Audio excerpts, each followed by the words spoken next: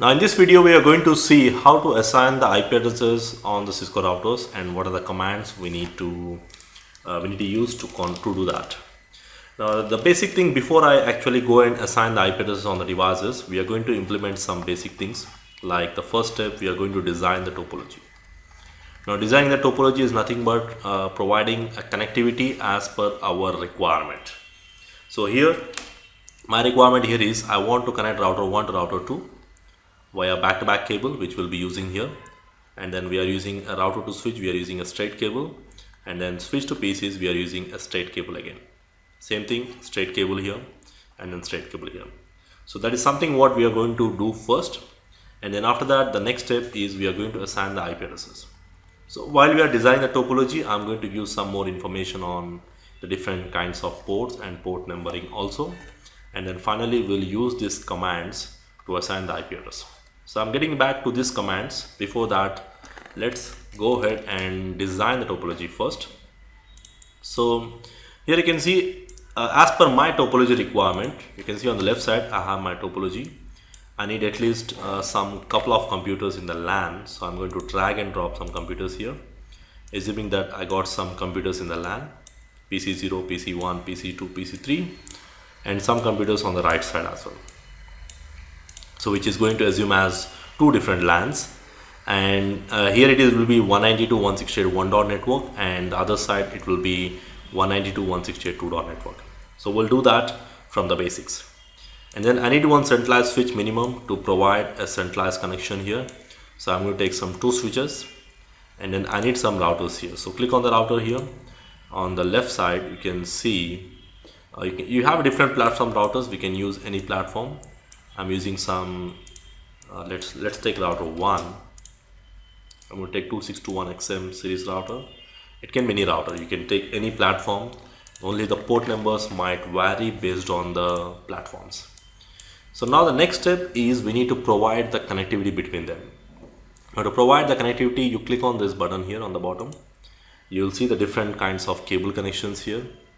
So I'm going to take a straight cable, copper straight through, which is going to connect from fast Ethernet port on the PC, and then on any port on the particular switch, straight cable connecting from fast Ethernet to any port on the switch, and a straight cable connecting from fast Ethernet to any port on the switch.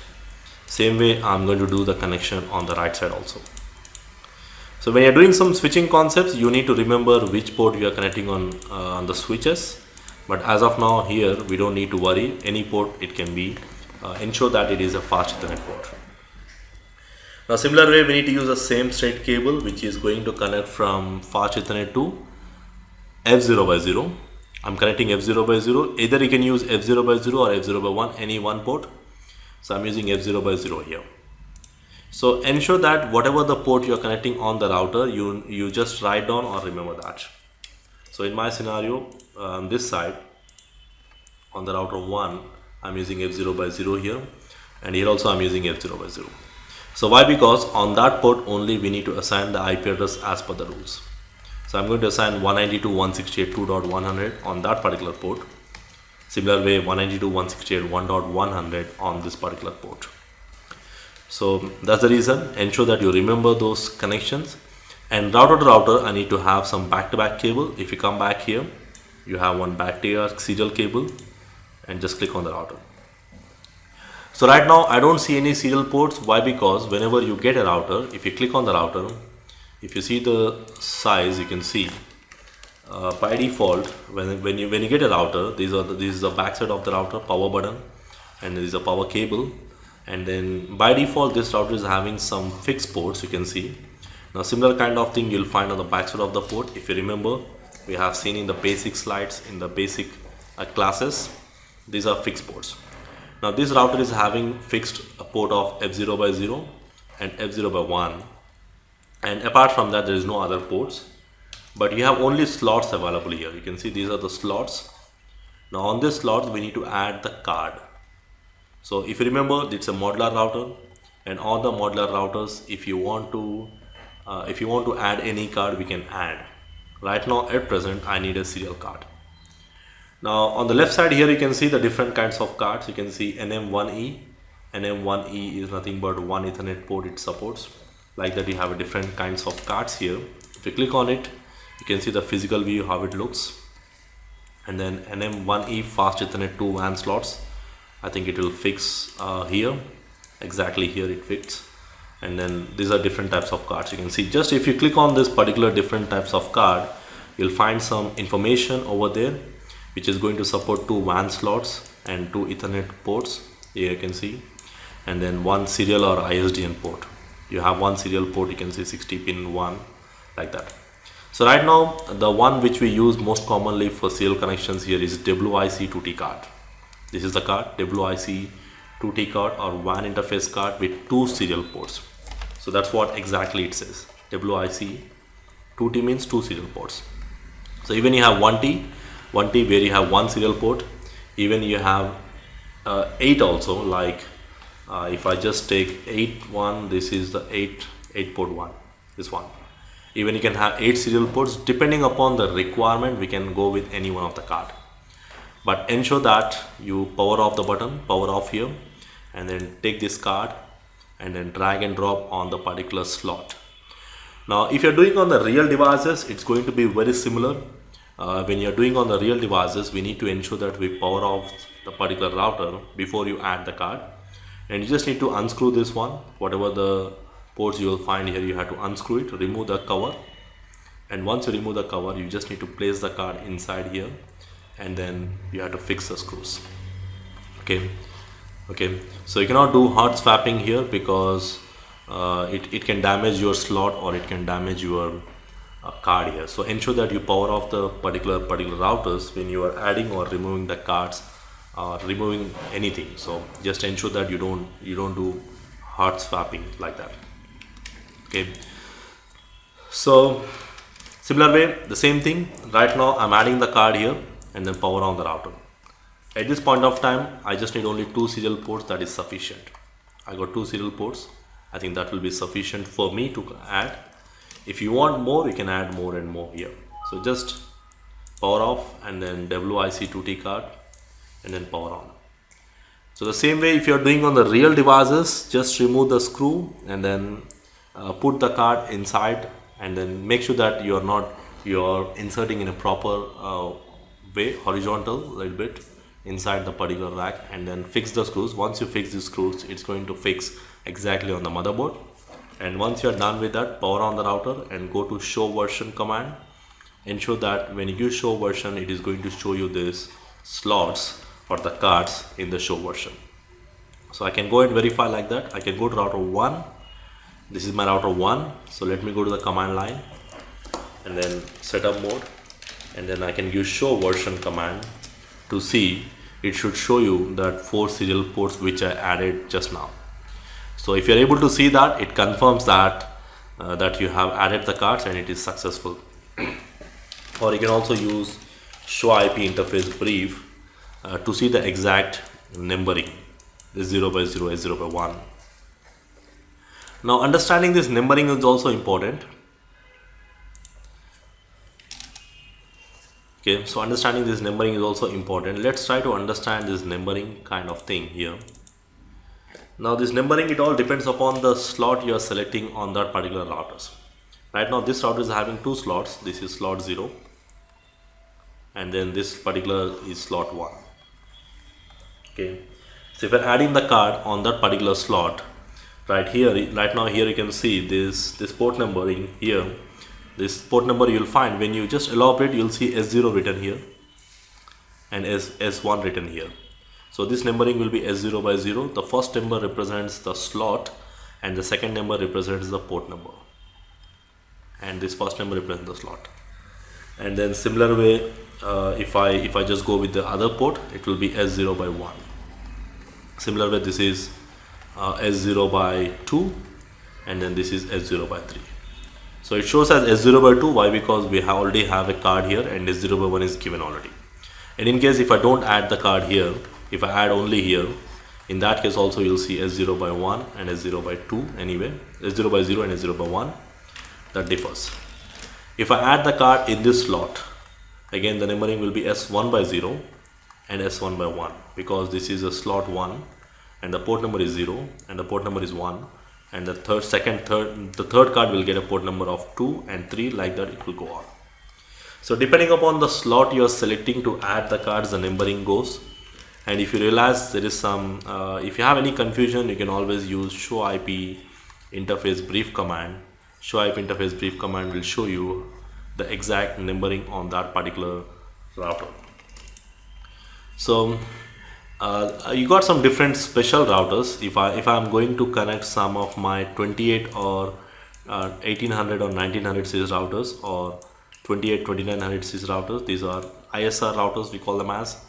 If you are going to take this router, on this router, if I zoom in, you have some different slots. Here you can see the numbering is, this is my slot 0,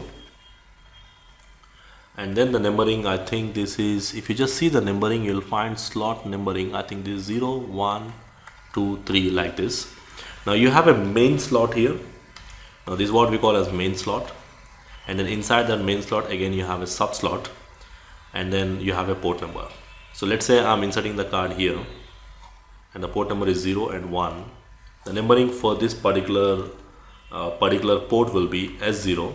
0, the first 0 represents the main slot here, and the next number represents 2, which is the sub slot number, this one 2, and then the port number will be 0 here. So you will find 2 slashes. So this is something you will commonly find in, if you are using some 800 series, not 1800 series or 2800 series routers or 3800 series routers, which are called as ISR G1 routers. And then the next release, now these are the next version release after 2600 routers. And then now Cisco announced some ISR G2 routers, which are the latest release from the Cisco, which are 1900, 2900 series and 3900 series. We call them as ISR routers. So ISR stands for integrated service routers. Now the good thing about these routers are they are multi support. They do routing, and also if you want, you can add some switch modules, like you can also connect a switch, and also they can be used in a voice network, where you can add some voice modules, voice cards, where you can connect some IP phones, and also you can implement some security implementations like VPNs kind of things, VPN, DMVPN, those kind of implementations also supported on this particular models. So that's the reason we call them as ISR routers, integrated service routers. Okay, so just to differentiate, if you're using fixed routers, anyway we don't have any fixed router here, 2500 like that, you'll see the port numbering will be either S0 or S1, S2 like this, E0, E1, no slashes. So no slashes means there is no slots in simple, we can say. So right now I'm not taking the router 3. Okay, so now I'm going to add the same thing on the router 2 also. Power off the device, WIC2T card on the slot 0, and then power on the device. So let's do the same thing. Now the router to router, we need to connect a back-to-back cable, if you remember, serial back-to-back cable. And also remember which port we are connecting. I'm going to connect S0 by 0 going to any port, either S0 by 0 or S0 by 1. Let me make it S0 by 0 on both the sides. So whenever you are doing the physical connections, you must make sure that you write down the port numbers, because on that particular port numbers only we need to assign the IP addresses. So on both the sides I'm using S0 by 0 just to make it simple. And here also I'm using F0 by 0, F0 by 0 just to make it easier for me to identify. The best practice, start with 0 port number. If it is already connected, go with 1. Already connected, go with 2, like that. That's something I generally prefer to follow when I do the connectivity kind of things. Now the next step is, now we are done with the first step which I discussed, designing the topology. The first step is designing the topology, where we did the physical connections of our devices. Now exactly the same way we need to do on the real devices also, where you need to connect a straight cable from the router to switch, and the back-to-back cable we connect from router to router. Now once we do the connectivity, simply connecting the devices is not sufficient. The next step, we need to assign some IP addressing. So IP addressing as per the rules. Remember the rules? In the previous session we discussed that. So in my scenario here, I got everything as per the rules. On the PCs, I'm going to assign the IP addresses as 192.168.1.1, 1.2, 1.3, 1.4, and here I'm using 192.168.2.1, 2.2, and then 192.168.1.100 here, and 192.168.2.100 here. This is 2.100. Okay, and then here I'm using 10.001, 10.002 with /8 subnet mask. Okay, so it's up to you. We can use 192.168.3 as well, just to differentiate between the LAN and the WAN.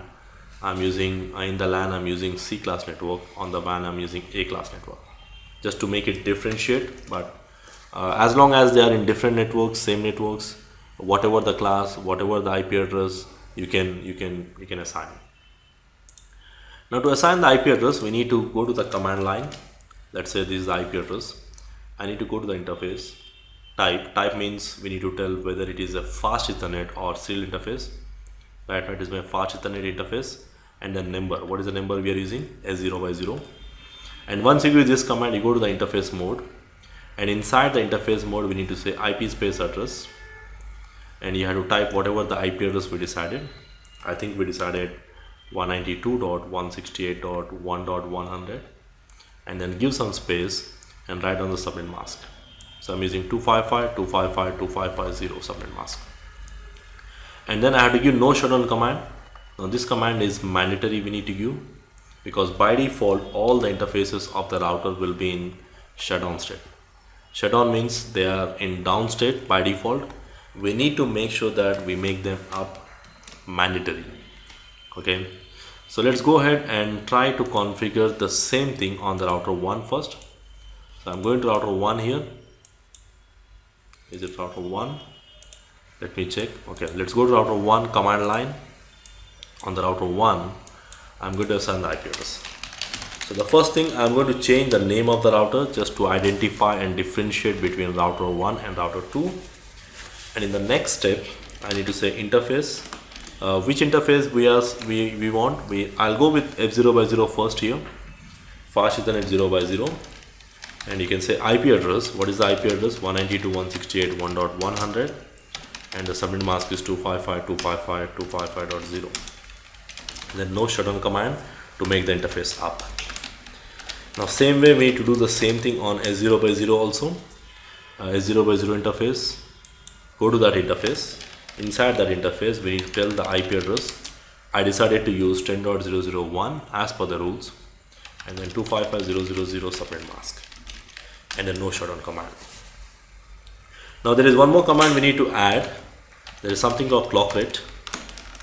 Now this clock rate command is only applicable in the lab scenarios. Now why only in the lab scenarios? Because in the real production networks, we have a router connects to the modem. If you just get back to our slide here, so in the real production network, if you remember, you have a router which is going to connect to the real modem here. Now this is your CSU DSU modem, which is going to generate some clocking, which is going to help your data to send over long distances. Now this modem is going to generate the clocking in your real production networks. But when you come back in your lab scenarios, we are going to use this back-to-back cable. And this back-to-back cable will convert one side to DTE, the other side to DCE, and we must add clocking manually if you want to send the data over the WAN. So clocking has to be generated manually by the administrator if you're using back-to-back cable. So in my labs, we are going to use back-to-back cable. Even if I'm doing on the real devices in my lab scenario, I'm going to use back-to-back cable for WAN representation. So this is something only applicable in the lab scenarios, but not in the production networks. Okay, so you can keep this command only in the lab scenarios. So here also we need to give clock rate mandatory. So once you are done with this on the router 1, let's go to router 2 and do the same thing. Go to router 2, go to the command line, and on the router 2 you go to hostname R2, interface fast Ethernet 0 by 0, and then IP address is 192.168.2.1, 2.1 or 2.100, 2.100. If you see on the router 2, 2.100, and then we need to say no shutdown command, and interface S0 by 0, and to say IP address 10.002, and then the subnet mask is this, and then clock rate command doesn't apply on the other side because this is DT is DT interface, and to check which is DT, DTE, DT, DCE, then you can use a command called show controllers S0 by 0. I will say this interface is DT interface, but not compulsory. It's not really mandatory for you to do these things, but just for verification we can do that. And from the router 2, if I try to ping to the router 1 interface 10.001, you can see the ping is successful. I can ping from router 2 WAN interface to the router 2 WAN interface, which confirm that this connectivity is okay. And similar way, I should be able to ping between my PCs here as well. So let's do that in the LAN also. So in the LAN, what I'm going to do is, to test this, I'm going to assign the IP address on the PCs. If you remember, I have shown how to assign the IP addresses. Just go to desktop and IP address configuration 1.1, and then we need to tell what is the gateway address. Now the gateway address is nothing but the address of the router. So if this 1.1 user, if it want to communicate with any other device or other network, it first should go to the gateway.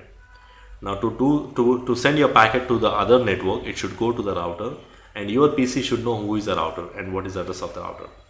And this is what your default gateway. So whenever I say default gateway, it's simple. It is the address of the router.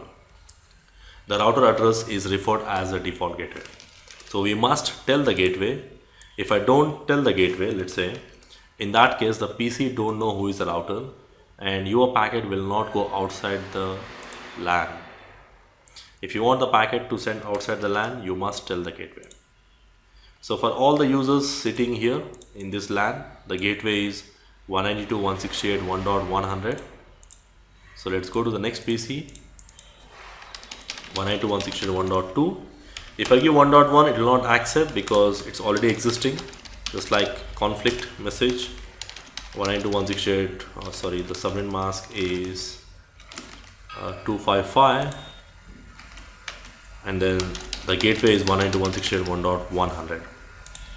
For the next PCs here also, the IP address configuration is 192.168.1.3, and the gateway address is 192.168.1.100. And for all the users sitting in this LAN, the gateway address is 192.168.2.100. So on this PC, go to desktop, 192.168.2.1, 192.168.2.1, and the gateway address is 192.168.2.100.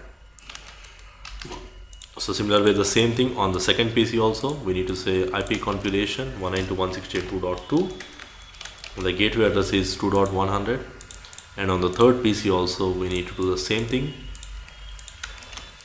192.168.2.3, and the gateway address is 192.168.2.100. So now if you want to do some basic testing in the LAN, I can go to any one of this computer. Right now I'm on my first computer, which is my IP config 192.168.1.1, and I'm trying to ping to another computer that is on the other one, 192.168.1.2. You can see I'm able to get the reply, and I'm trying to ping to 1.3. I'm getting a reply, and I'm able to ping to 1.100 also. So I'm able to get the reply. But you cannot ping to 2.1 still because there is something more we need to do. Routing is required anyway, but the same network can ping with each other. The same network can ping with each other, and the same network can ping with each other. But if you want to ping from one network to another network, we need to do something called routing. That's something we'll be getting into that more in detail in our later on sessions.